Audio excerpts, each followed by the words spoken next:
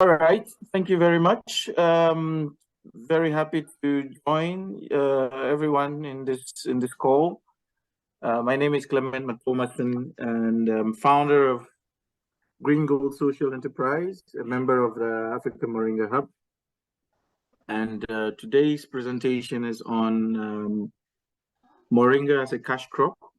I'd like to focus a little bit on production locally, local production and local markets, so that it can give some kind of clarity to what is happening around the world. I can try to share some of my personal experience with Moringa. And then from there, if there are specific questions about the value chain, maybe we can look at that. Moringa has been around with us for quite some time. Before I got into Moringa in 2006, I already knew that within some parts of Ghana, it was part of some of the staple foods, especially if you go in the northern sectors of Ghana. Some communities had Moringa as part of their diet. So Moringa is not completely new, but for the majority of Ghanaians, Moringa is actually new in terms of usage. I've gone to communities where Moringa was used to feed the cattle and the sheep and the goats and the pigs, but the humans themselves were not consuming it.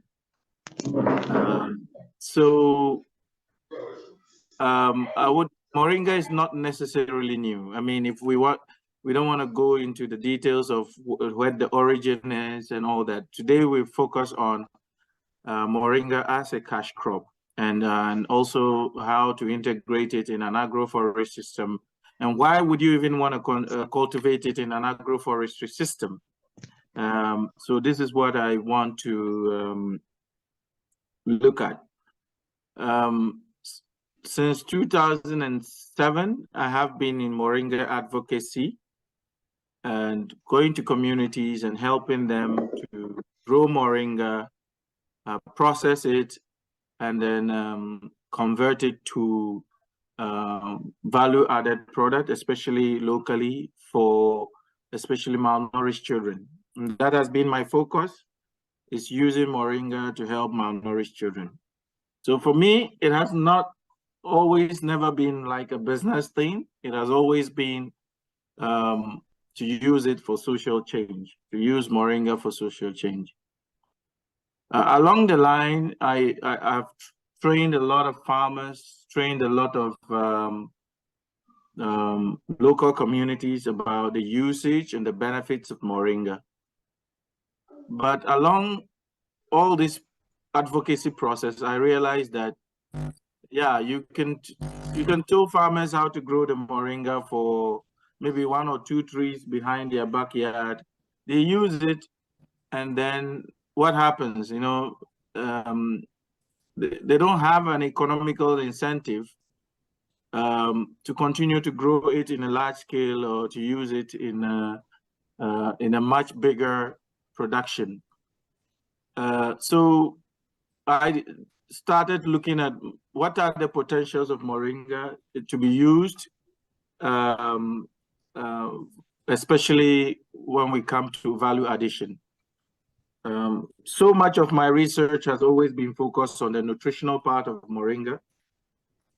But along the line, I also discovered so many things. For instance, using Moringa as a fertilizer, especially for foliar fertilizer, for soil enhancement and soil treatment. I've looked at it in terms of the nutritional value when it comes to health, extracting the nutritional content and probably using it to fortify like local porridge and making of like donuts and stuff like that. So I've always been interested in what value can we add to Moringa so that we're not just growing Moringa or selling Moringa as a raw product, but using it to enhance the livelihood of the people that we are working with. And that has led me to explore and experiment with different kind of things. I've worked with different universities and different colleges, trying to figure out what products can we make out of Moringa, and how do we add more value to the Moringa that we have in our local community. Because if the local people have economical incentives why they should grow Moringa, I think that they will have more reason to using it locally, even to feed the malnourished children. And I think that will enhance their livelihood. So all these years, my work in advocacy has constantly led me to think that we need to find a way to place more value to the Moringa plant. As I said, Moringa has not been new to most of our local communities. So why are people not using it? So mostly it boils down to value. How do we value the plant, and how do we use it in a way that can attract the attention of the local farmer and also the local market. So that has led my journey to setting up Green Gold Social Enterprise to show farmers how to grow Moringa and add value to it for both the local and international market.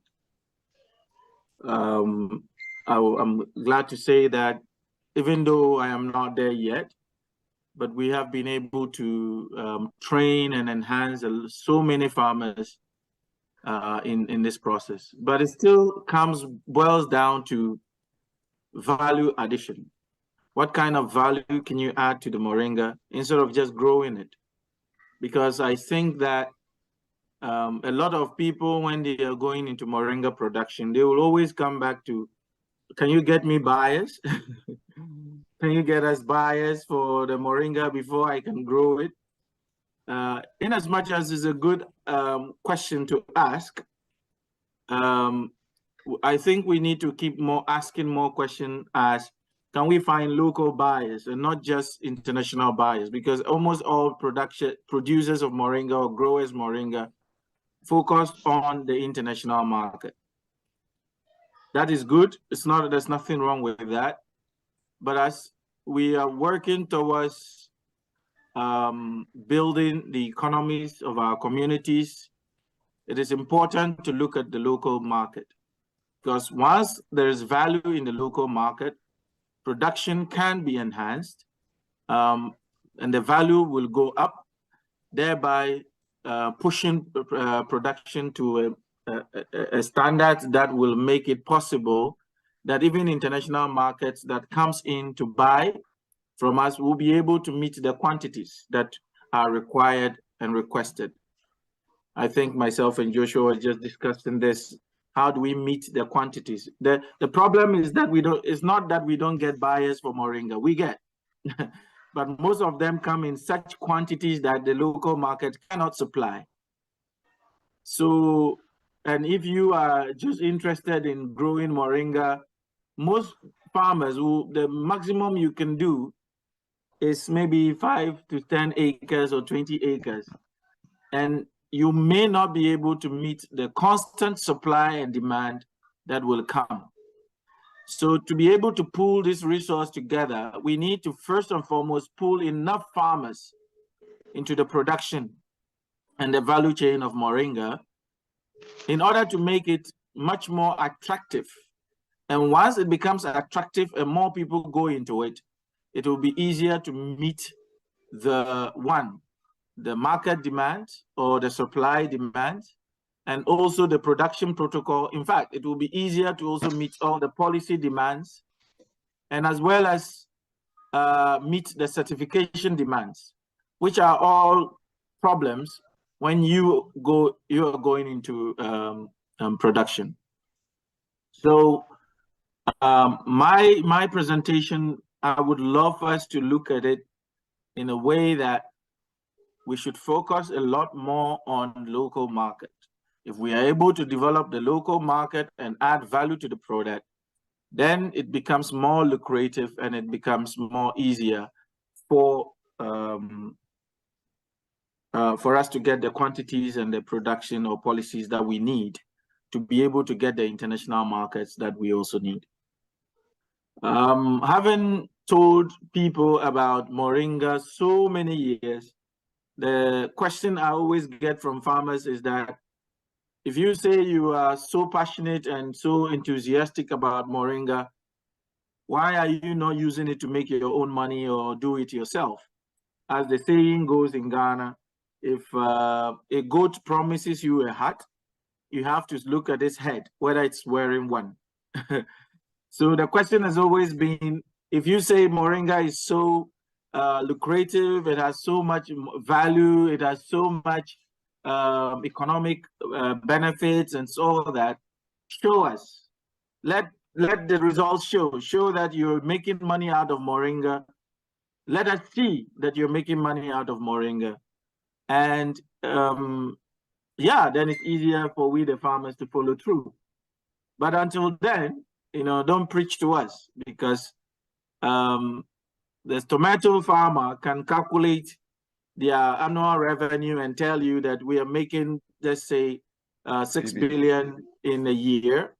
And as a result, it's easier for you to convince a smallholder farmer or a farmer to grow tomatoes.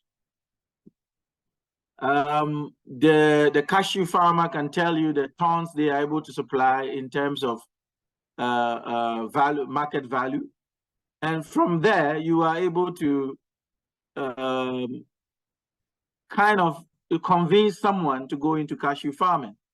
But when it comes to Moringa, our figures disparage a lot. The figures are not tallying. The numbers don't match. And the supply and the demands are not really clear. So as a result, a lot of people who go into Moringa farming go there very confused. What is really, I think in 2012, it was estimated that Moringa as a whole, the value chain of Moringa in terms of the market value of Moringa was going to hit around 9.7 billion, right as we speak now. The question is that the case? Is really farmers able to make that money? And if indeed these projections are true, who is the money going to?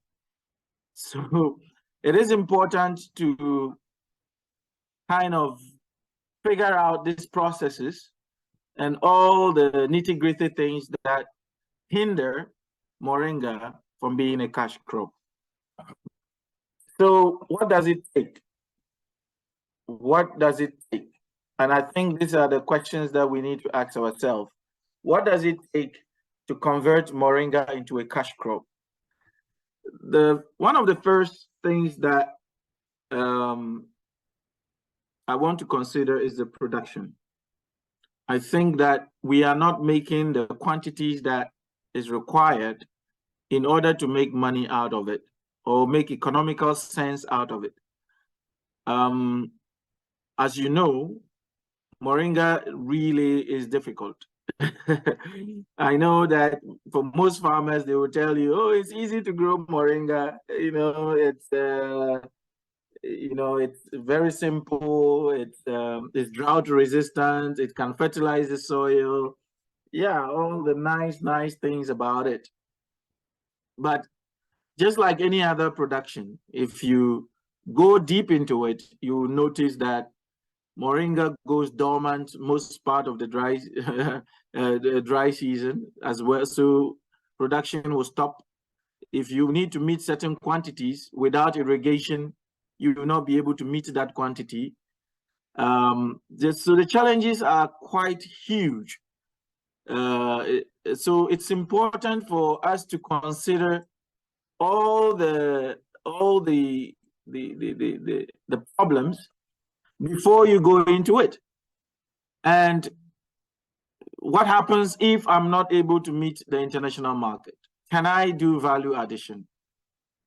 If you cannot do the value addition yourself, because sometimes the value addition process is also a complete different investment, it will mean you have to look at it in a much more bigger scale than you are thinking. And that is why I've always wanted that the Africa Moringa Hub becomes the core contact point for everyone that is interested in growing and being part of the Moringa, because with our collective voice, we can easily overcome some of the hurdles. That is one. For instance, we can have a branch of the Africa Moringa Hub that focuses on processing. If we have processing machines and we are able to even make small-scale processing machines, that will ease the burden on farmers to find all the solutions on processing. Because right now, we all know that you cannot dry moringa in the open sun. So if that is the case, because if you do, the vitamin A content will evaporate along with other minerals. So as a result, you need to dry it in the shade. How many farmers do have a shade of enough hygiene to be able to produce, let's say, 1 ton? Just imagine the capacity to produce 1 ton, because you will normally, when you dry the moringa, if you use even dry fresh leaves of 1 ton, you're going to get, at the end, the weight is going to bring you to about 25% of the tons that you dried. So imagine all the water evaporates and it leaves you with only 25%. So when you dry 1 ton, imagine what will be left. And if you are pressed to supply up to 1 ton, you can imagine that you have to dry the amount, the quantity that you have to dry. The mathematicians can do the maths. So it is important that we have processing systems that makes it easier for local farmers to do it. For instance, if we have 100 farmers, each doing 10 kilos, it's easy to meet the 1 ton mark, right? So this is where we need to work towards. We have farmers all following the same production protocol.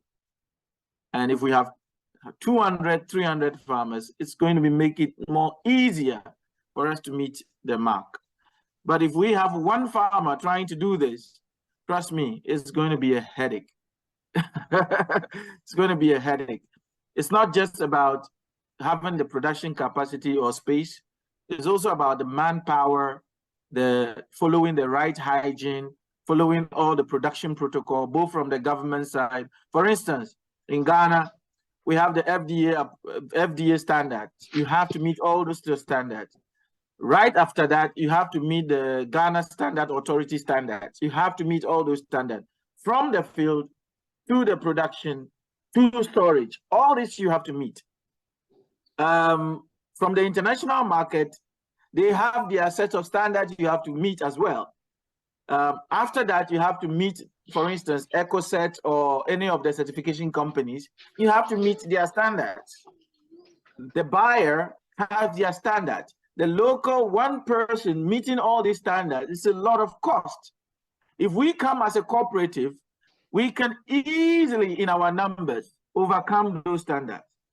And then make sure that we have local inspectors or local guides that will help local farmers to, under the 1 umbrella, to meet those standards.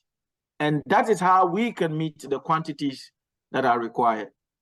We have the advantage we have in Ghana or other parts of Africa especially, is we have a high amount of, smallholder farmers. So instead of a farmer that has to invest, let's say, a lot of money to get, let's say, 100 acres, just imagine if we have, let's say, 200 farmers all doing 2 acres, 2 acres, 2 acres, 2 acres, 2 acres. It's easy to meet 100 acres. But if we are, one person is trying to manage the entire 200 acres or 100 acre, it's going to be a headache. Look at the financial implication and all that. So I think that it is important for us to do away with this individualism and focus on, first and foremost, building a farmers cooperative that can first and foremost produce moringa. Once the production is going fine, then we can look at the value addition. And that is why I am always impressed, and I always impress that we should all come under one umbrella, of course, especially now that the Africa Moringa Hub is doing a good job of connecting all the farmers together. Because once we are able to connect all the farmers together, if Ghana is not able to meet the 1 ton mark, Zimbabwe should be able to supply, South Africa should be able to supply. And if we are all using the standard of the Africa Moringa Hub, which will be set up based on the major standards that we get from all the certification bodies, then it will be easy to meet those 20 tons. I think Joshua is here. I'm sure you may have gotten orders ranging from 1 ton to 200 tons. Yeah. Yeah, so even gotten that, even seeds this morning, even Moringa seeds, somebody needs 50 tons this morning, and I don't know how you can raise that. How will you raise that?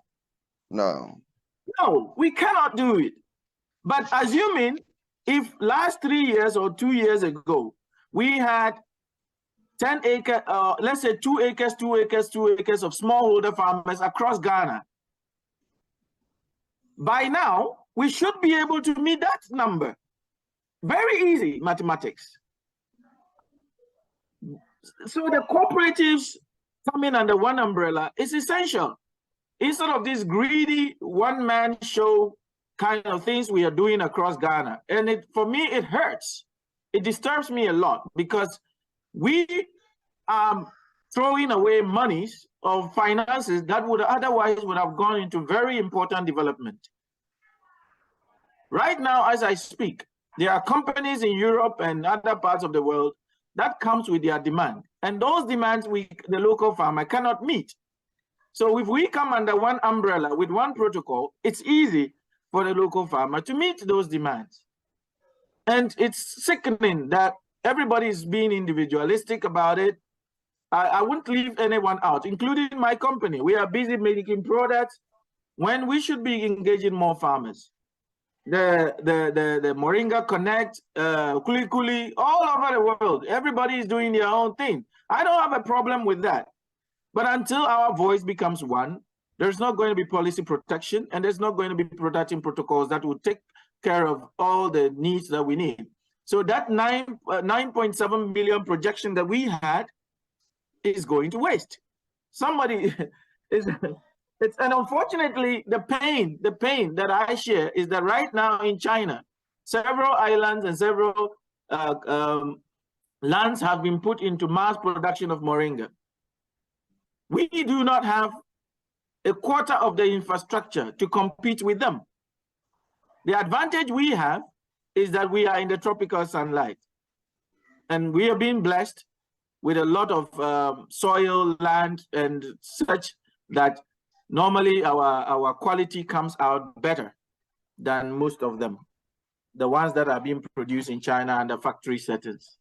So it is important that even as we get this blessing, but trust me, they will figure it out. They will figure it out, and we are going to lose when we all keep doing our isolated production and not coming together for a collective voice.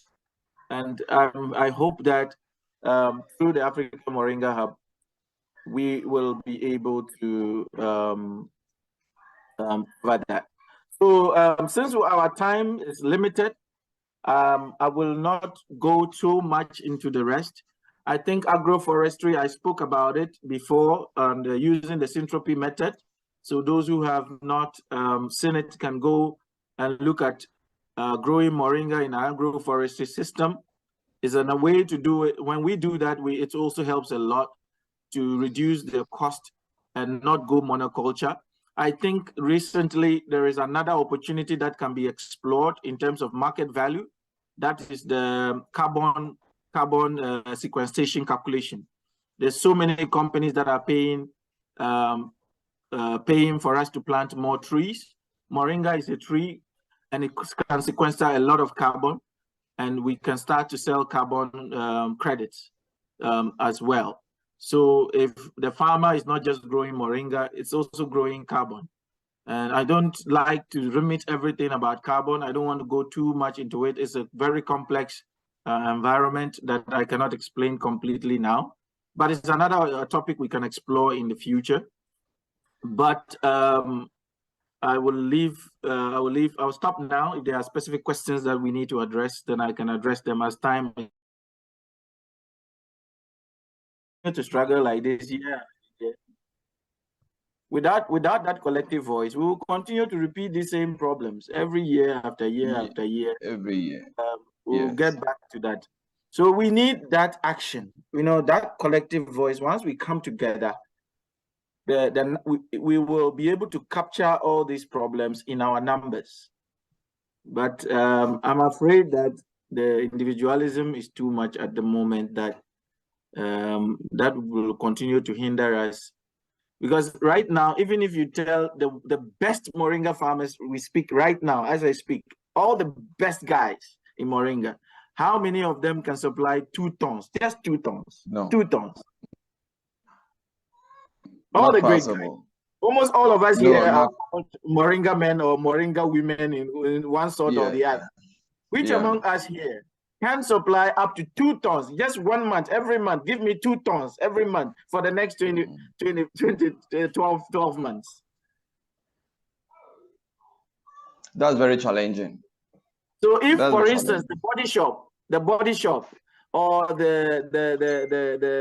this cosmetic industries in Europe or US come to us and say, I need 2 tons every month, how many of us can supply it? Even though we are the biggest brains within Moringa at the moment, from George Zockley to whoever is into Moringa, Kwame Moringa Connect and whatever, with their big network and investment, which among us can supply 2 tons every month for the next 12 months? All right. Clemens, hold your breath, wait, please. Now we've got our soil scientist. Doctor, you will take over. Afterwards, we will we'll ask questions from ourselves, and then we can ask our speakers questions. So, Doctor, please, our soil scientist, what do you for us? Good to have you as well.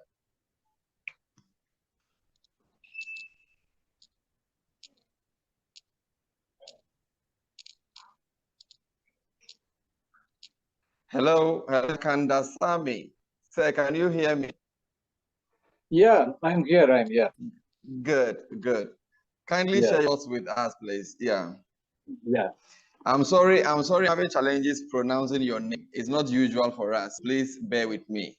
Yeah, I do face similar issues in pronouncing the name correctly. Clement, okay. It is very convenient for me to call him as Clement. And yeah, he's Clement. Yeah, Clement. You're Joshua. So the first part of the name to pronounce that looks a lot easier to me. Yeah. Okay. Very glad to be associated with you all.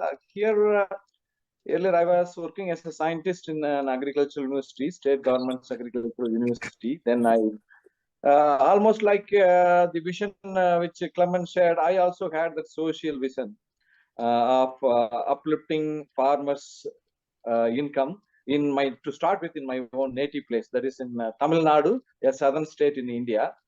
So for that, I wanted to become a farmer to understand farming completely, not as an instructor or as an extension worker. So I started farming some 4 years back. I have some 4 acres. Mostly in Tamil Nadu also, we have small land holdings only, about 2 to 4 acres per farmer. But there are a few large-scale farmers available, not many in number. Here also the issue is we have orders up to 20 tons or 50 tons also we have orders. But to get a uniform quality of dried produce and powder, that is the challenge we are also facing. considering this, the government here also has initiated a study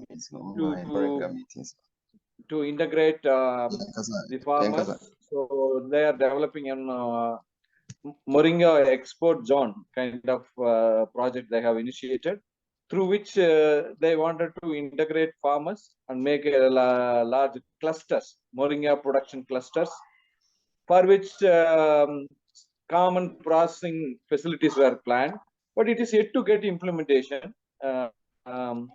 Once such things are coming in, it will be possible for us also to generate large volumes to meet the buyer's demand, because the last order we have got some 4 months back, but we are yet to supply.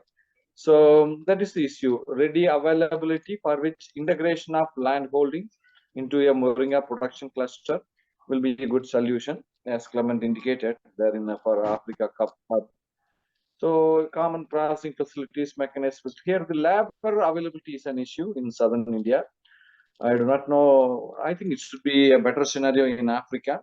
But here with the other industrialization and urban center livelihood, we find it very difficult to get the labor. That's the scenario here. So mechanized processing facilities for Moringa clusters is what we are all looking for. And government has taken steps, but it is yet to get implementation. A similar thing of uncertainty about the demand and production, and those things do exist here also among many people. Coming to the cultivation aspects, as a farmer, I have started with intercropping Moringa, because in the first 4 months we have very little growth of this plant. So till then, actually, I tried onion and groundnut, both of which came very well, which actually supported each other, I would say. So in the initial stages, actually, I have planted from north to south to start with the onion and groundnut, north to south direction, with 6x2 spacing, 6 feet between rows. So then after 1 feet distance from the Moringa, we'll have onion, then 1.5 feet, then this groundnut. So then the next row of Moringa will come.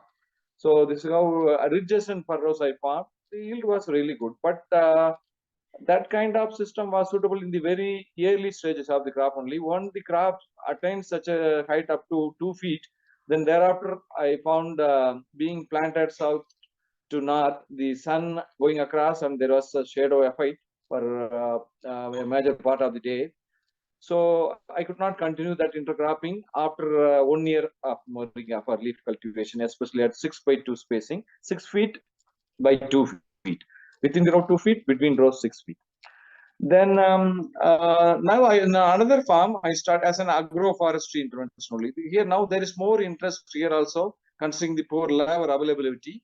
Many people are going to tree crops, tree plantations, wherein 10 by 10 spacing they adapt. So for up to 3 years or up to 3 to 4 years, they can have this Moringa. Once the trees grow, in my case also, I have planted jamun at 28 feet interval, jamun. Then now it is almost a 2.5 years old crop. I have both jamun trees grown and also the very good quality Moringa also coming. It was in the same row where I have planted Moringa. I have planted this jamun tree saplings at 28 feet interval. It has come well. So once, but the tree grows, I have to remove a few Moringa plants adjoining the jamun tree in the same row. Here I have planted in the east-west direction. So it is in the same row, and the distance between the rows was 6 feet. So there is adequate sunlight for both the crops, intercrop as well as the Moringa, throughout the day. So it's a successful combination. So in an agroforestry situation, it is more, because the remuneration from the forest trees will take longer. So till the time the trees attain maturity for harvest, I think it's advisable to go for Moringa, because it can yield produce within for every 2 months. But the recovery we have achieved is from biomass to we are cutting along with the branches. Then the separation of leaves happen during processing and after drying. So we reached a recovery of 8 to 10% only. but only dry leaves alone, from fresh leaves alone, individual leaves to dry mass, we got around 22% recovery, as Clement shared. He shared about 25% dry weight. Probably that should be fresh individual leaves to dried individual leaves, I think. So that's the brief experience I had here in Tamil Nadu. So east to west is better, because throughout the day we get sunlight, and it again depends on the height of the stems moringa we are going to leave. That will decide the possibility and the shading on the intercrop. Brinjal also did extremely well in east-west combination. I got a substantial lead, even up to 8 months. Eggplant. So these are all my brief experiences, and I do feel the need of a larger area requirement to meet the demands. I tried shade drying because that's what the pharmaceutical industry preferred. That vitamin A content could be higher. They analyzed and found that the shade drying was. So I have a separate shed for shade drying the moringa leaves, wherein I dry, and I take utmost care to maintain hygienity. So this is in brief I wanted to share, and I'm also learning from what you all are sharing. Good to get connected with you. Hope we will be mutually complementing. Thank you.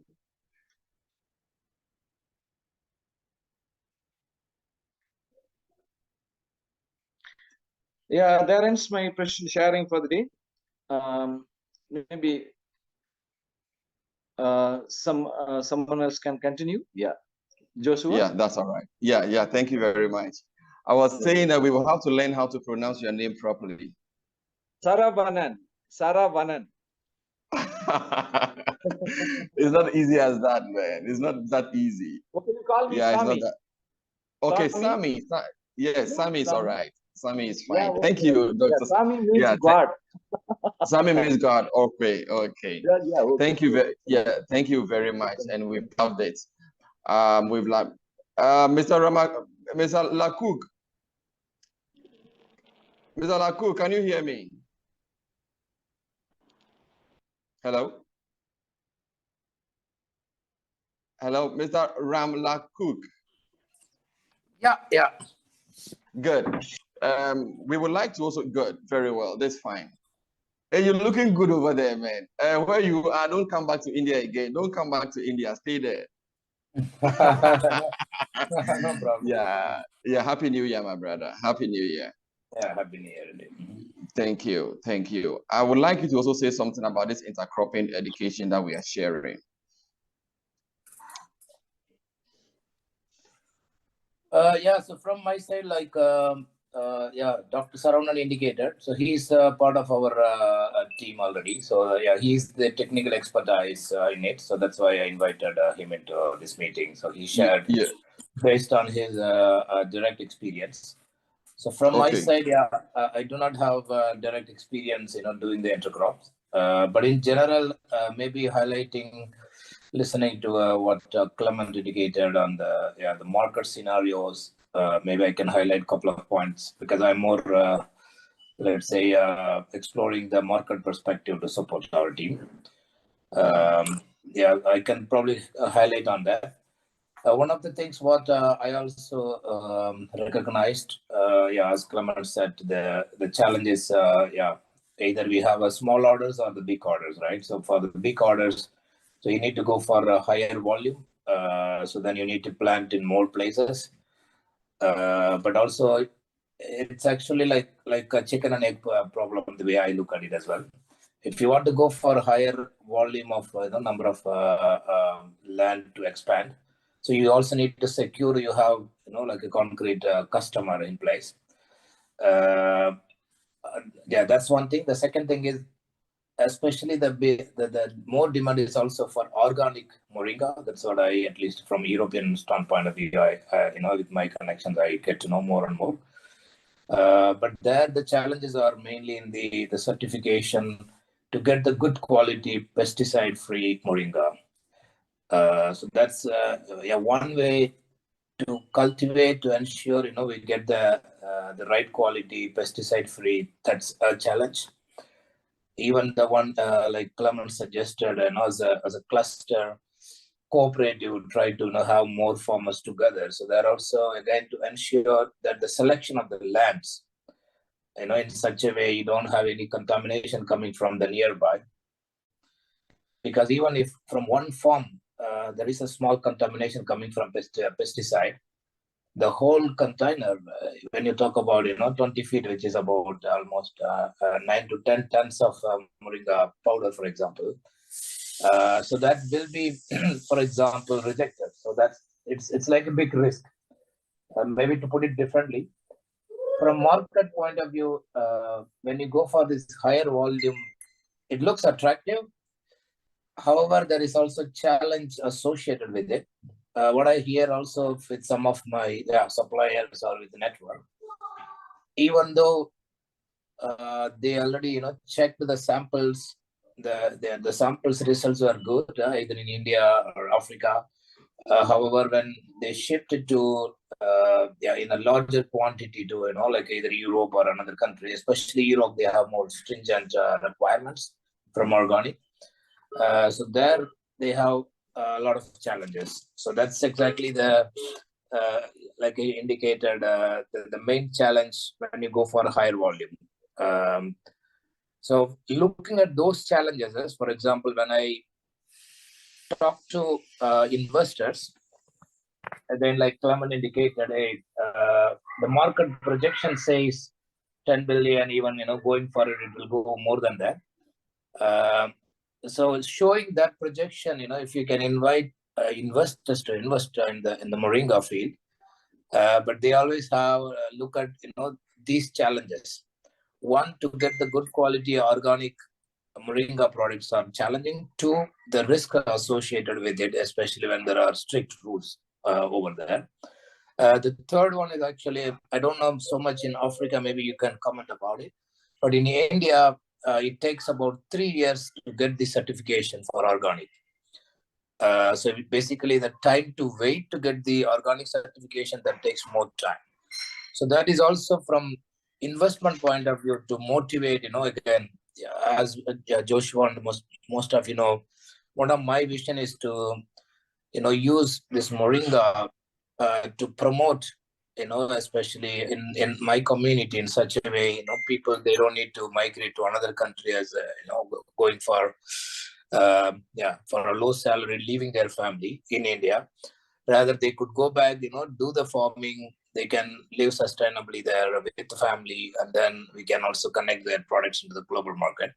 With such a noble cause, if I want to bring more investors, yes, there are people interested, but when they look at this waiting time of 3 years to get a good margin, because if you go for organic farming, then you get good margin. Yeah, then you are talking about, like you are with the premium customers, and then the price is also good.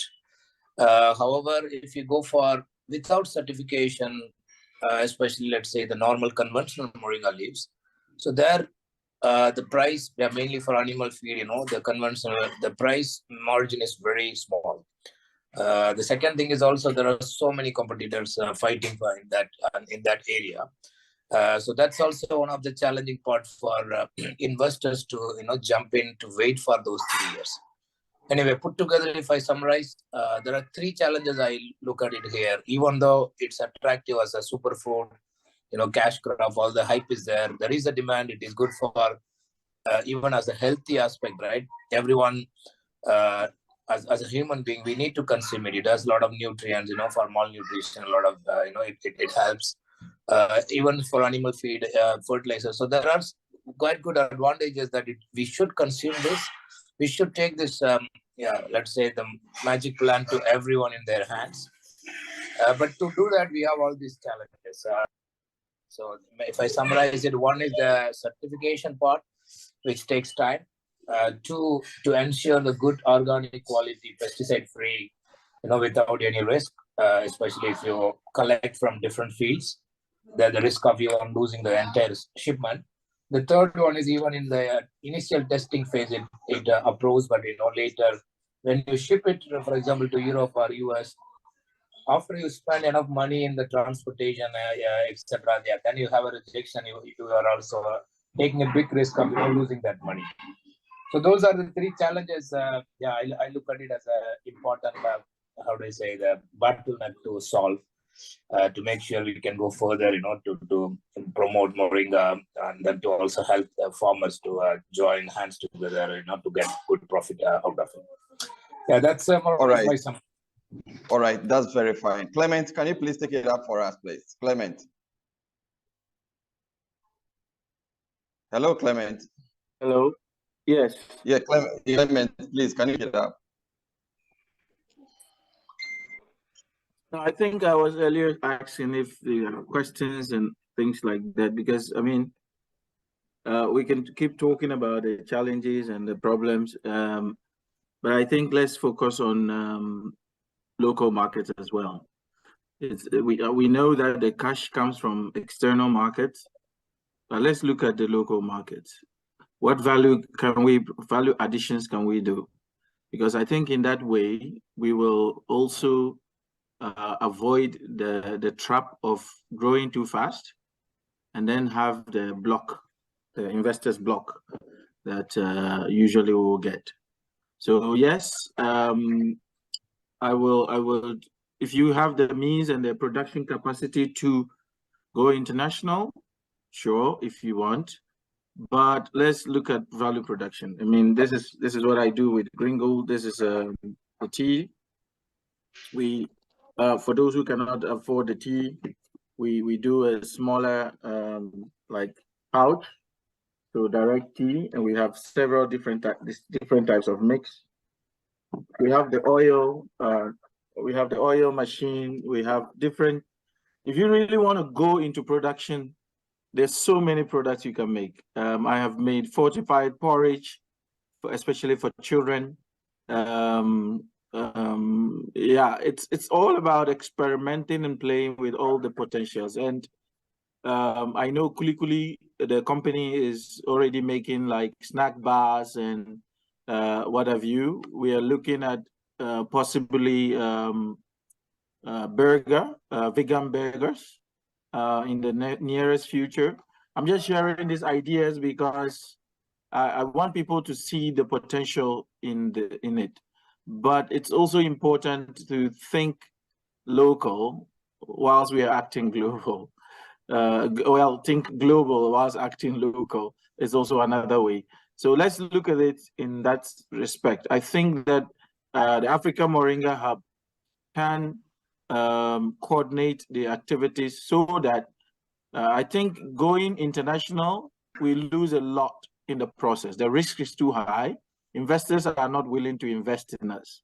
So if we need to build a solid backbone for Moringa, I think we need to first look at value addition locally. If we are able to stem that, gradually we'll be able to build enough respect for policymakers to include us, and also for the risk to be a bit more less.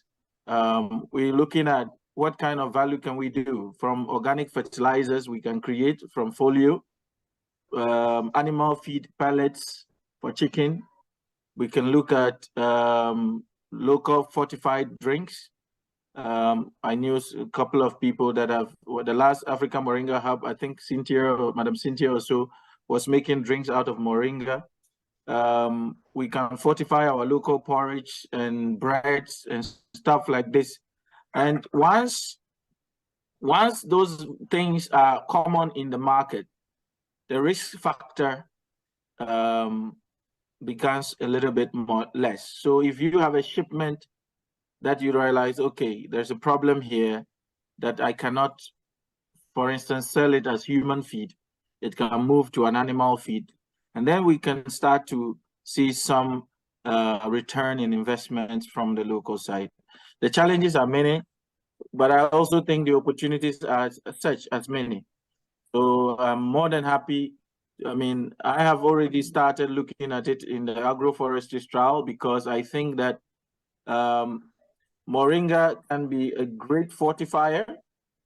If we can, for instance, add it to a banana smoothie, it would be a great fortifier. if you can make, I wouldn't recommend orange smoothie because of the vitamin C. You burn a lot of the nutrients and things like that.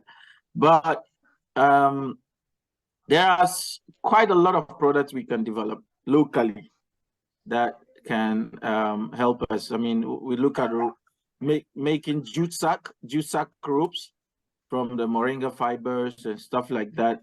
I mean, I can spell all the opportunities I am exploring, and that is also possible for people to explore. But I don't. I mean, I can. It's not a presentation I can do in one go. So I'm really looking forward to all the opportunities we can share, especially through the Voice of Africa Moringa Hub, so that we can explore all these opportunities, because the international standard community will always be rigid. International market will always be very rigid because there is also this belief system that products coming from Africa may have some low grade, blah, blah, blah. So they put the standards to just make our life more difficult.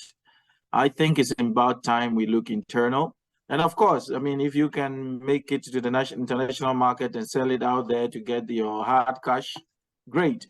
But if we really want to grow slowly and make it to the international market, I think that will surely be something that Africa Moringa Hub can look into.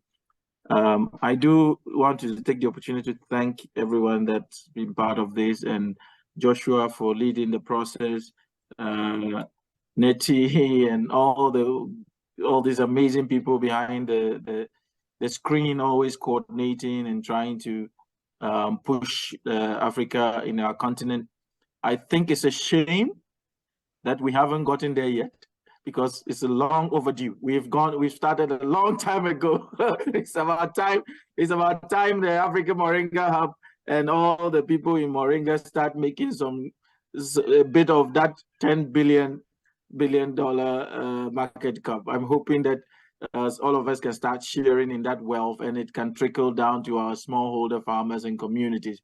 It's unfortunate that we are not doing it yet, but I'm looking forward to that day to come.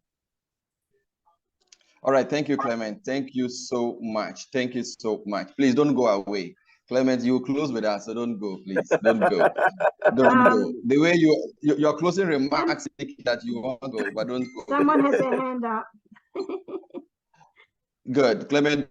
Please, Jeanette, Nyamia Dom, the lady from South Africa is in, and I would like her to take over the presentation. Her company name is Onyamia Dom. She's a Ghanaian, and she's a South African. Ghanaian staying in South Africa, and she was having challenges joining us because of the network and power.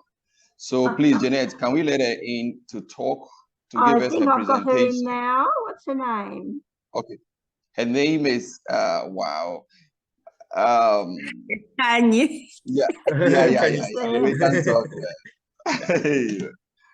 We have someone with their hand up there too. Yeah, okay. Who is? But I thought my Onyamia Dom, please talk. Please, let's hear from you, please. Hi, everyone. I don't know if I'm audible. My sister. Yeah, yes. We wanted to see your face. We wanted to see your face, man. Excuse me. Look, we've got... Try and let's see your face. We want to see your face. I don't know if we can. I'm switched to it. Yeah, that's fine. No, yeah, that's fine. Help us pronounce your name better. Help us pronounce your name better. Okay, let's just use Rebecca for now. Rebecca, that's good. That's good. That's good. Rebecca. Rebecca, what got you so late joining us? Rebecca, we were waiting for you earlier on. Sorry about that. I would like to apologize. We had a load shedding, so I couldn't connect to Wi-Fi. Now I'm connecting to the data. I'm on another device. Okay, I had to move to another device. Thank you so much for your time. I'm sure I've missed out a lot. Yeah, but it's a recorded version. I'll share it to you later on to also have a listen to it. Thank you so much. My name is Khanyi Tumago Tebuache. I'm in South Africa, in KZN, north coast of KZN. We are Moringa Agri Business. We started Moringa in 2018. Our company is 100% business owned. What we have started in our area where Moringa and intercropping has happened is that we saw a need for a drought. We are sitting on a very high temperature currently. We haven't had rain. Even if we had rain, it's only a day. And our temperatures already, El Nino is here in South Africa. We can feel it.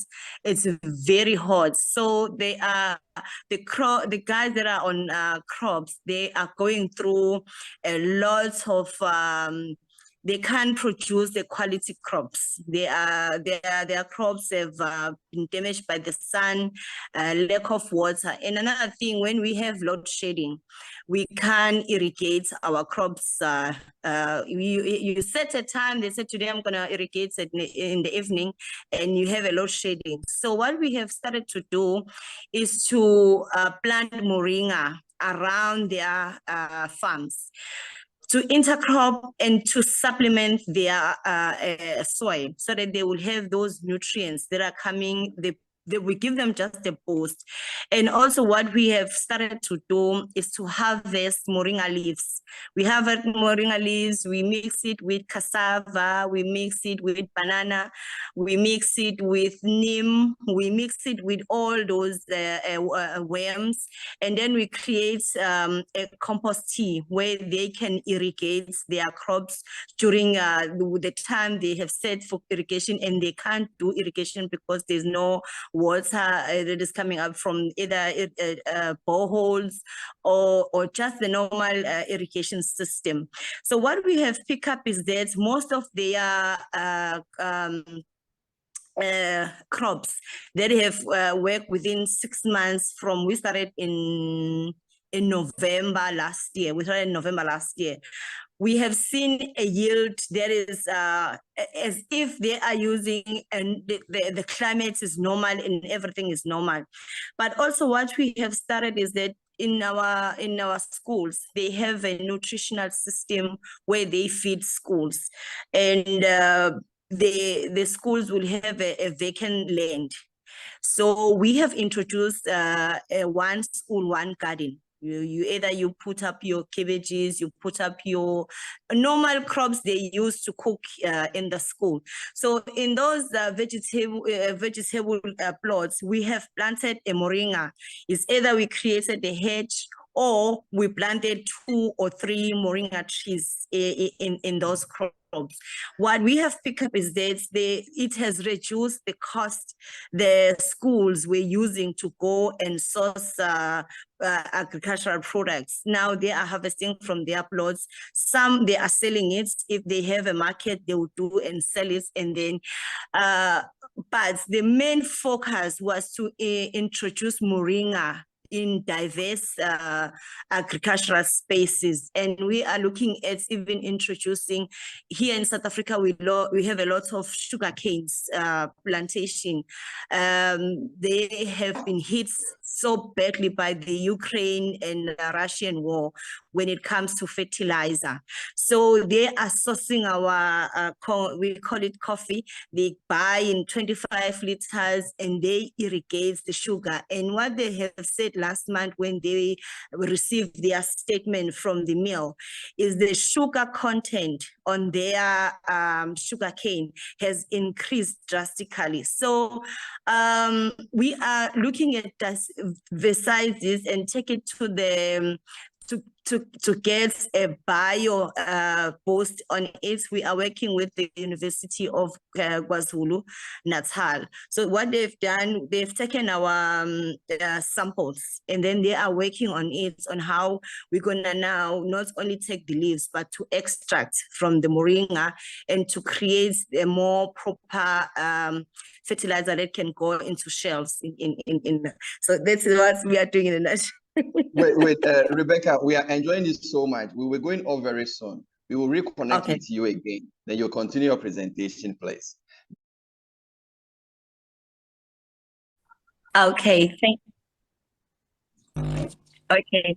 thank you. So another thing that we have assist with our local growers, we had a demand with soya beans and sugar beans.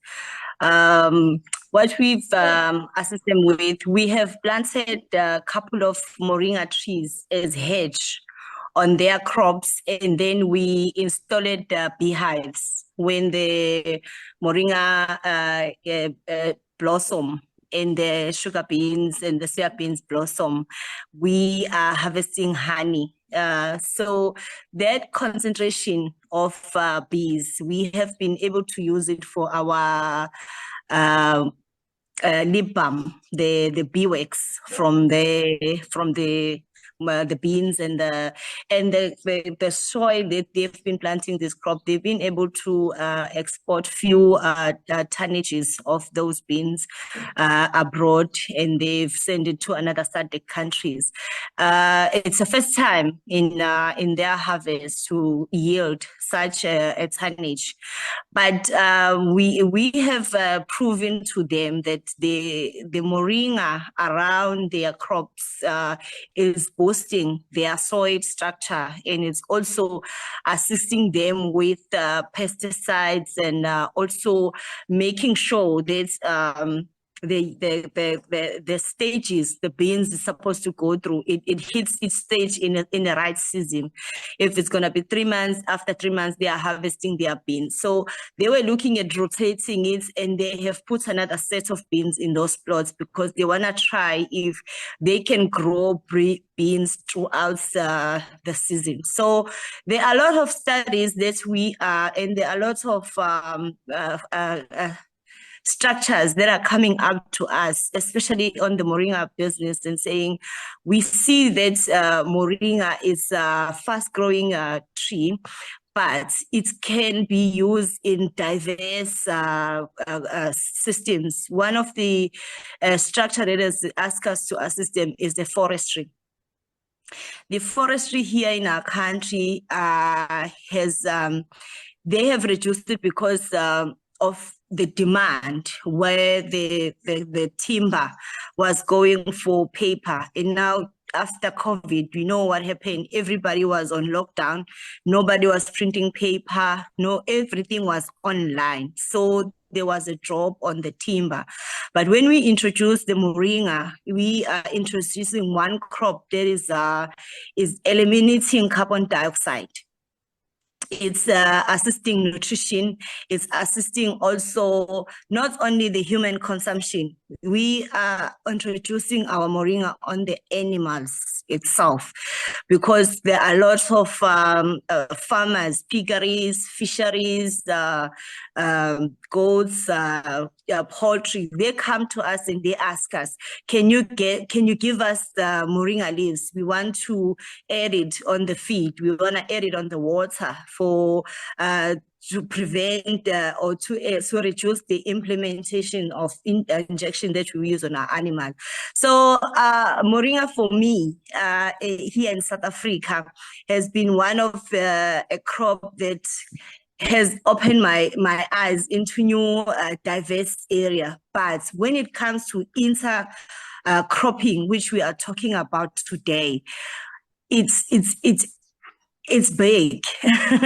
It's bigger than us, because when you talk about each school, each garden, we're sitting at close to 200,000 schools. We cannot meet all the demand for that. And every province is adopting that because they can see how much it assists the schools with the one garden, one school, and also include the moringa in it, because they harvest the moringa leaves, they add it when they cook for these kids. With these farmers that are coming up to say, bring the moringa and let us bring a hedge around our crops, or they'll just put one line in the middle of the sugarcane, just to partition it so that it will boost their soil. There is a huge demand for us to grow and to also control which cultivar of these moringa we include in their space, because we are currently working with oleiferi and the PKM1 only. We haven't gone and sourced other cultivar of moringa, but with the assistance of other indigenous heads, one lady, she gave us hibiscus. We infused moringa in her hibiscus plant, the herbs that she's doing. We planted the moringa tree in a herb garden so that she can have more yield on her herbs. So that is in a nutshell what we are busy with here in South Africa as far as intercropping moringa with other crops. Thank you so much. Thank you so much. Thank you so much. And there are a lot of relations that are not even aware about with the sugar cane, the hibiscus, and all that. I think we will need to have another section again, because a lot of revelations that has dropped from your side. Yes, so with us, let's we'll pick up some questions from our viewers and listeners, and then we can take it from there. Jeanette. Hello, Jeanette. Hello, Jeanette.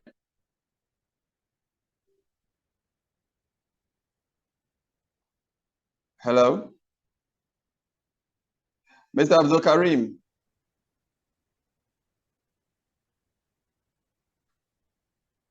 Hello, Mr. Abdul Karim. Yes, I'm with you. Good. I would like you to say something to us based on what you have heard so far. What will you say under this current sector in regards to moringa intercropping? I could, first of all, I thank you for this session. Okay. My greetings to all my brothers and sisters here. Thank Actually, you. in Jordan, maybe we are in the first stage of moringa cultivation. We are going hard to make moringa culture or rising awareness of moringa benefits to how to use moringa as food first. Cultivation in Jordan maybe in very little spaces here, so it is not known well in Jordan. Even in west of Jordan, there is a big space, little spaces cultivation in Jordan. So I'm working hard to make spread in moringa culture. So I want to ask my brother Clement in Ghana a question, if I have time. Yes, please proceed, Mr. Abdul Karim. Please proceed. At the first of his presentation, he mentioned a sentence. He is making social change for moringa. I want to know what is such activities to make social change about moringa. What is these activities he made to make social change in about moringa? This is what I now make effort for making social change. If he can explain to us what is he have done in this field about social change in moringa, please. Thank you very much. Thank you very much, Mr. Abdul Karim. Thank you, Karim. Thank you, Karim. There are two ways. If I would look at my social projects, there are two ways that I've used it. One is the nutritional side, and the other is the economic side. So the first, the nutritional side, was that we have a lot of malnourished children within our communities. There's a lot of children that have nutritional deficiencies, especially within the communities. So what we did was that first we help the communities to grow the moringa.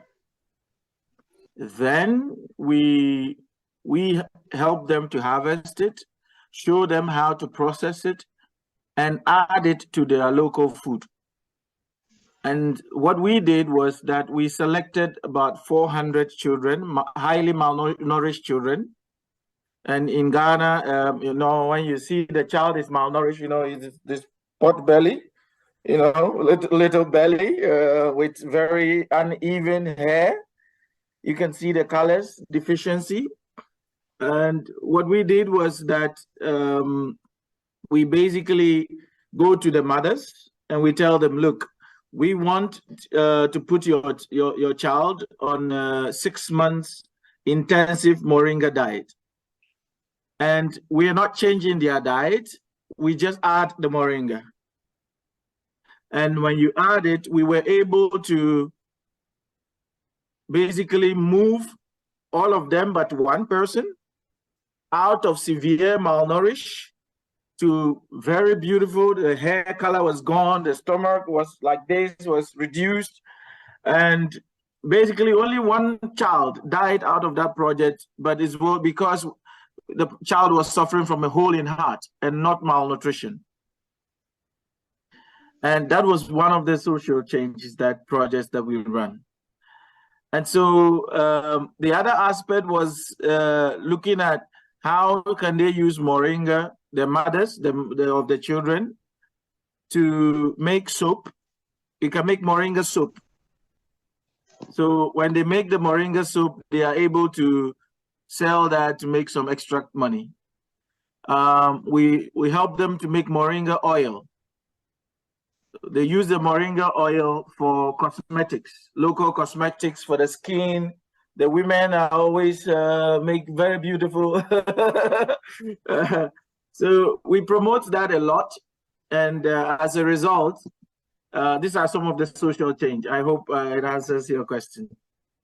Yes, thank you very much, Clement. Yeah, it's all right now.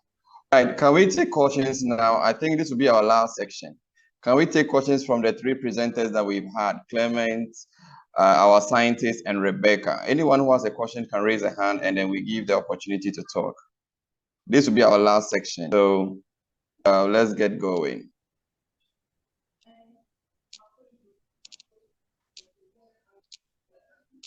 Yeah, I'm Saravanan Kandaswamy.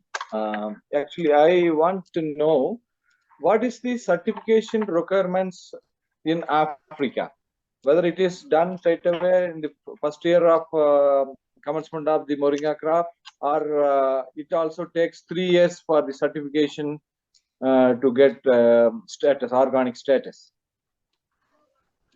All right, I think Clement will take it up. Clement, can you kindly share your knowledge on this?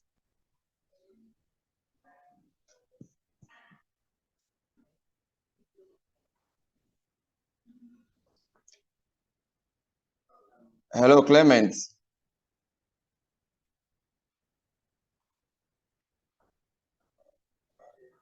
Hello?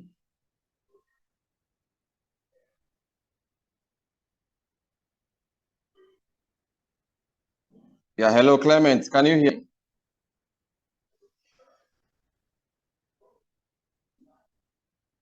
Clement, can you hear? Yeah, Clement. Yeah, my line is breaking a bit. All right, it's fine now. It's fine. Yes. That means a question. Yeah, he was asking. Okay. Yeah. Please go ahead. Sami, go ahead. Yeah, I'm Sami from India. What are the certification requirements for getting full organic status? Is it possible to get it in the very first year itself, if it's a virgin land in Africa, or there also it is 3 years term, which is a prerequisite for getting organic status for Moringa? That was the question I asked. Yeah, thank you. Okay, thank you. There are various requirements. It depends on the province and the country. In Ghana, for instance, you need the standard authority license. You need the Food and Drugs Board license. And then if you are considering export, Then you need international certification, which is like EcoCert, or in Ghana it's EcoCert that certifies it. Now I know there's a different, other companies, but it's EcoCert I have used for mine. And that certifies you to export to US and Europe. But you have to look at your local certification companies. Usually it's the Food and Drugs Board is okay. Whether in the very first year itself you could get the organic status for the certified moringa, or here in India it takes 3 years time for after commencing the crop, or after registering for certification, after registering the land for certification, it takes 3 years to get the organic status.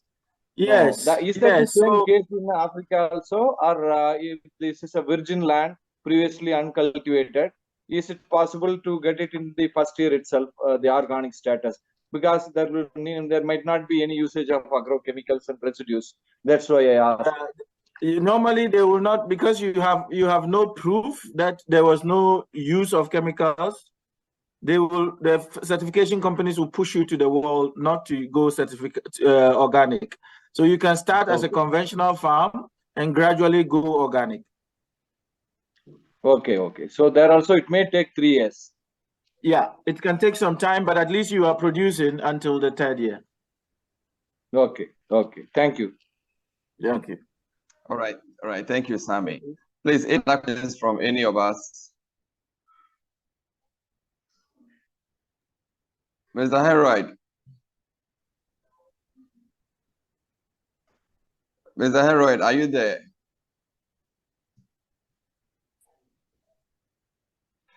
Okay. The last name. Hello. Yeah, hello, Mr. Heroid. Yeah, Mr. Heroid. Sorry, Can you come? I've been listening very carefully, and I'm very impressed with the presentation, the presentation of Clement and the lady from South Africa. Clement, impressed with the idea of outgoer approach. Sorry, Mr. Heroid, your voice is not clear to us. We aren't hearing you well. I'm talking about Mr. Clement's presentation. The presentation is emphasis on outgoers or farmers, which I am very, very much in support of, and I've always been thinking about it, because it is a multiplier. Because, for example, in our area, you can have 500 farmers, and each one is cultivating 2 acres. At least 1 acre, we have 500 acres of land, and it's properly taken care of in terms of management, in terms of feeding and taking care of it. And number 2, I've always heard about the lady in South Africa. I don't know what I can call him. His organization is his company. She's called Rebecca. She's called Rebecca. His company. I don't know how they pronounce it in Ghana, but their company, I see a company here in Sierra Leone that currently promoting Moringa on television. But I've always been thinking about how I can contact that person. So what I want to say here is that for us, we have the ideas, we have been promoting, as I always say here on this forum, we have been promoting Moringa among the people for a long time. But the point we have now is how can we engage in commercial farming? And how can we get capital to engage them for production? Because we have the land, we have people who are willing to support it, who are ready to work with us, and we have the capacity to manage it. So what we lack here is we have the capital to undertake large-scale production. Okay, Mr. Heroid, I think if I heard you are talking about farm communities, is that right?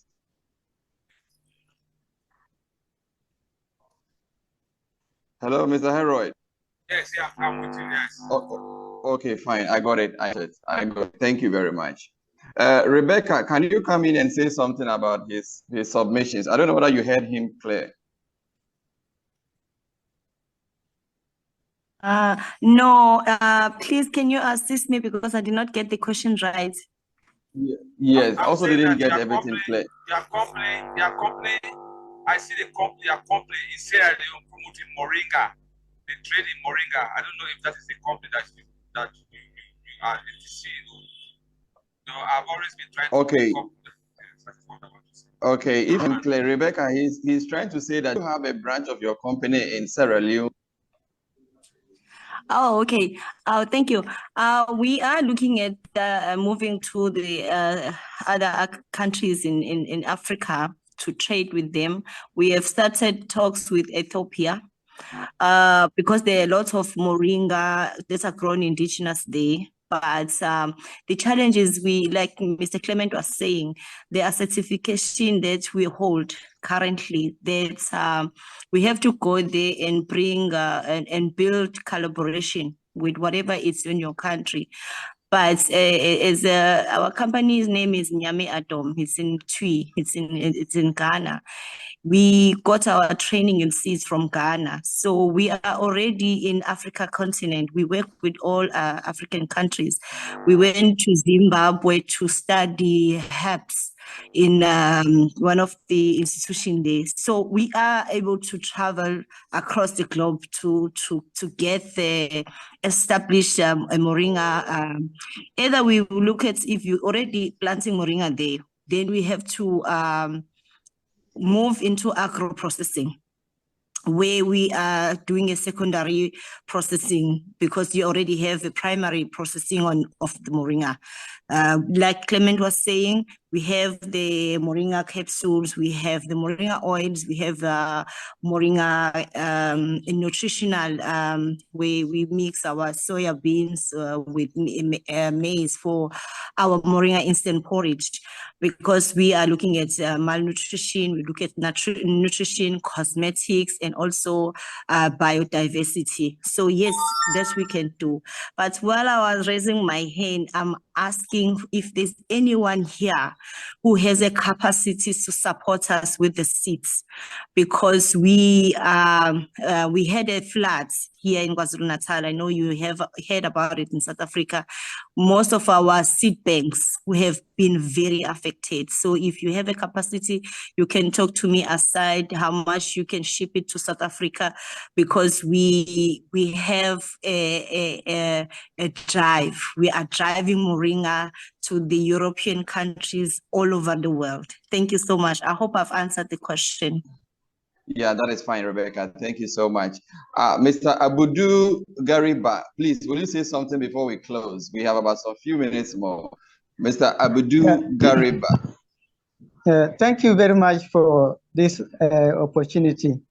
Yes, thank you. It has been an interesting session, and some of us as beginner moringa farmers have learned a lot. But I just want to find out from Africa Moringa Hub concerning the cooperatives. Is it possible that Africa Moringa Hub can facilitate the formation of these cooperatives in individual countries, and maybe a moringa cooperative collective for the entire continent? Thank you very much.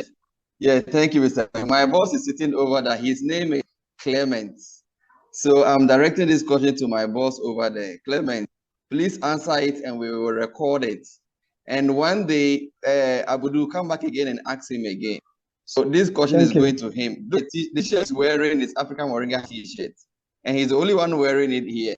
So it goes to Clement. Clement, please answer this question. That's a tough one. Organizing and dealing with people is always never easy. I think Africa Moringa Hub is already doing quite a lot of work to coordinate across Africa and try to bring everybody together. But you will admit with me that organizing local farmers is a big task. It's not something that can easily be organized. Ideally, we should have third-party companies or corporate individuals organizing these farmers. Because if Africa Moringa Hub will come in to organize it, who does the policy advocacy? Who does the protocols? Who does the certification protocol? You know, there's so much more to do on a large scale to protect even the farmers who will be coming on board. So I think that I wouldn't say yes and I wouldn't say no. But I will say it is a possibility that we will encourage third-party companies or individuals to take up so that Africa Moringa Hub can support them to achieve this task. But to take it up as a whole project might defeat the bigger collective purpose of Africa Moringa Hub, which is one, to make sure that there are some policy advocacy in the light of Moringa, and also we bring people together whose voice matter in the Moringa workspace. If we don't do that, we might lose everybody in the end. So far, that is very true. So far, that is what Africa Moringa Hub is to connect and bring people to those who are interested in doing it together. And I hope that people like you, if you say you are a beginner, you are not so much of a beginner anymore. Once you know about Moringa and you are in this Zoom together, you are no more a beginner, because it starts with the passion, it starts with the interest, and once that starts, all of us were beginners at one point, but today you see my boss is pushing the response. It's not easy, but it's not an easy task. Yes, Clement, there is another man that I've seen on board. Please, Rene is here. Let him talk. Clement, let's throw it back to him. Clement, I can see Rene around. Is it of honey? Yes. Okay. Please, Clement, throw that question to Rene. Our director, everything. Clement, throw that question to him. Once I'm letting him answer it. Rene, boss Rene. Yes, man. How are you? Hey, doing good, my brother. Long time. Very long time. Sorry, man. I just joined now. I couldn't join before. I just got connected now, so I missed the question. Okay, please, Mr. Abudu, get the name again very well. Gariba, Chemina. Very good. Mr. Abudu Gariba, please. The man in the picture, Rene Muya, he is our founder, he is the director, and he's on Moringa Hub. The question you posed to Clem and myself, he has come, so redirect it back to him. Yes, Director. I was trying to find out whether Africa Moringa Hub can facilitate the formation of cooperatives in individual African countries, and maybe together have a Moringa cooperative collective for the continent.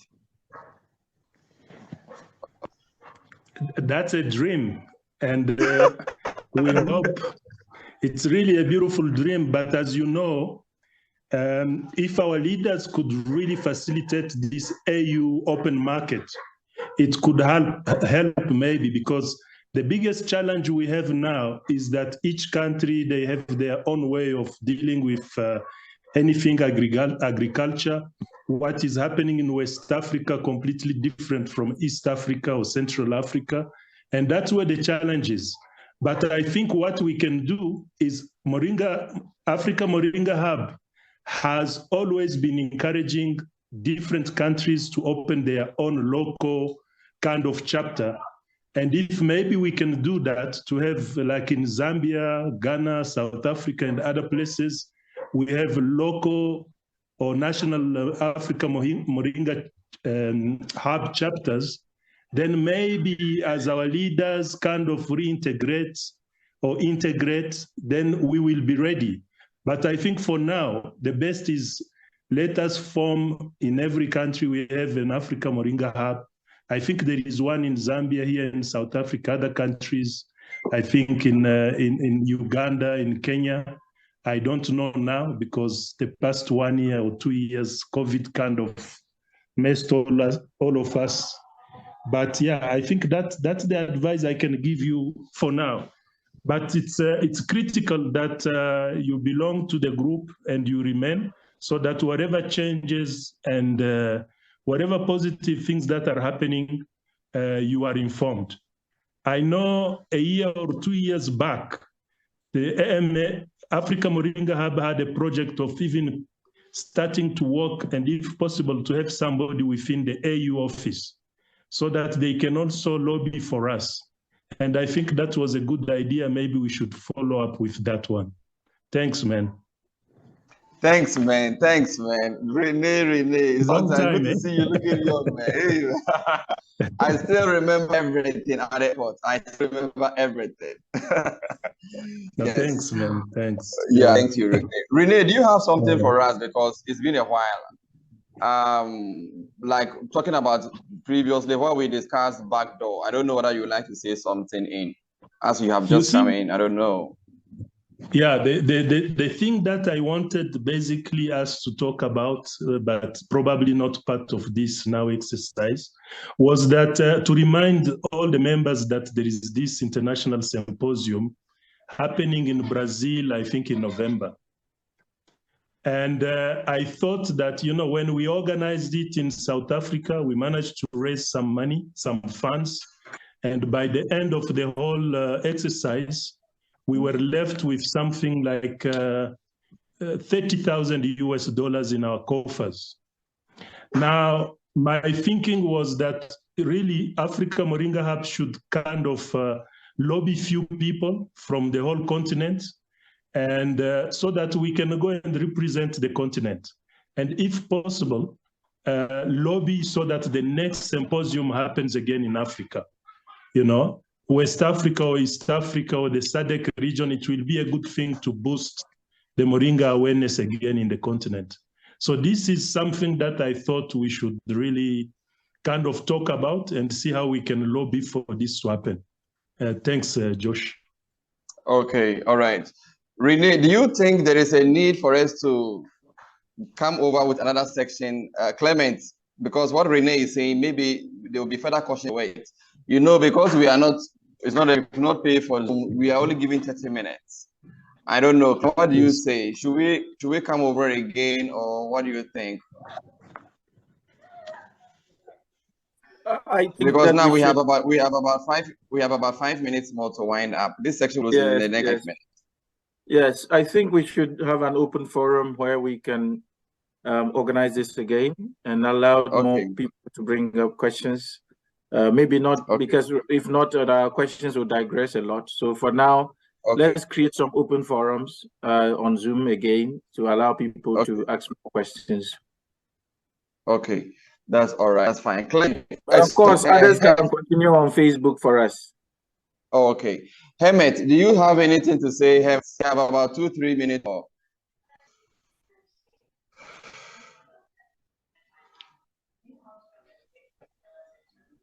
Yes, just I'm listening. I'm enjoying their words. So they are doing great job in their country, and especially I'm tempted that who is doing in India, in Tamil Nadu, that he give different types of ideas, and even now also our ma'am, she also give us ideas about Ramulko ma'am. She give us ideas about inside the trees also we may plant different types of the crops also. That is new ideas for us also. Nowadays we also in our farm, in Moringa farm, we plant their turmeric. It is very nice. It grows very nicely. Yeah. Yeah, turmeric. Yeah, more than 5 ton turmeric we have. So it is good idea that on intercropping, not only Moringa only, we must depend on other crops also. It is good also, and the growth of other that crops is nice, and even the Moringa is also very good where we keep the intercrops, please. So I like this webinar. Please just know in this way every month held the program, please. It's very good idea to share our ideas. Okay, thank you very much, Renee. Thank you, Moringa City. Thank you, my brother. Renee, can we schedule for next month ending for us to discuss detailed about the symposium that's going to happen in Brazil? Do you think it's a laudable idea? Okay, it's good. It's good. We'll share about it later on. Yeah, it is good, please. Okay, Renee, do you think it's okay for next month ending, the last Sunday of the month or Saturday of the month? I think it's actually a good idea that we continue this debate, maybe offline, maybe on Facebook or WhatsApp, and then we can decide on when to meet. But to mention, to add something to what the gentleman was saying, I think the survival of Moringa depends on intercropping. It's not a good idea. I think we really have to consider that issue of intercropping, because that is the only way we will really survive. Moringa does wonderful. Moringa does wonderful when it's really intercropped, and what you intercrop with can become your cash. You know, the crops that bring you cash on a regular basis. So not a very brilliant idea we should encourage. Thanks, man. Okay. Thanks, man. Thanks, man, Rene. Thank you very much. So we will thank everyone. Yeah, we will thank everyone for making it up. We look forward to the last day of February, and then we'll come over again. Thank you so much, Clement. Thank you very much. I pray you stay long, family, so that February ending we can get you again. Thank you, everyone, and God richly bless you. Bye-bye. Thank you. God bless you. Hemet, bye-bye. Thank you. God bless you. Bye-bye. Thank you, Renee. Thank you. Thanks, Bye-bye, man. Moringa City. Bye-bye, Global Friends. Global Friends. Thank you. Thank you. Love you so much. Love you so much. Thank you all. Thank you. Thank you all. Yes. Thank you Hello, very much. Jordan. Hello, sir. My brother, how are you? Great salute to you. Nice to meet you here. Nice to meet you here. Yeah, I am also very happy to see you. Okay, thank you. Thank you. Have a nice day. You also. Yeah.